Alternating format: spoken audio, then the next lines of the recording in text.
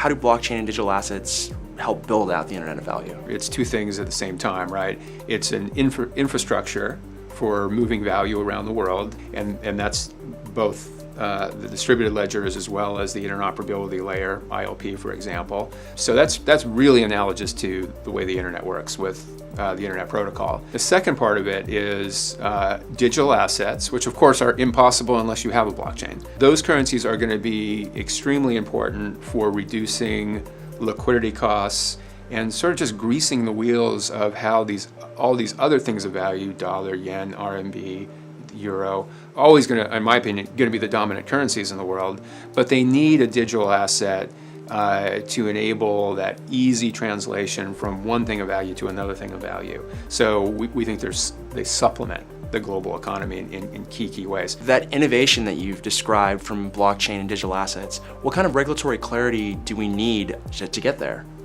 Well, I think you hit right on it.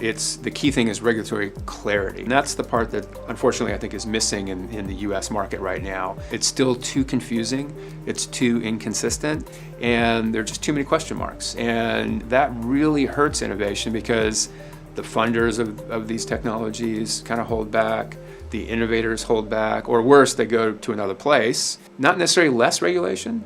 In fact, we would advocate for, and this is probably going to be different than some other countries, that the best system is going to be one that takes into consideration consumer protection, a nice environment for innovators, that they can feel comfortable and invest in these things, and also recognize the importance of the job that other regulators have at the Federal Reserve and at Treasury and at FinCEN. You got to get all three of those kind of working together. The U.S. does not have to have less regulation than Switzerland or Singapore, but they absolutely have to have as much clarity.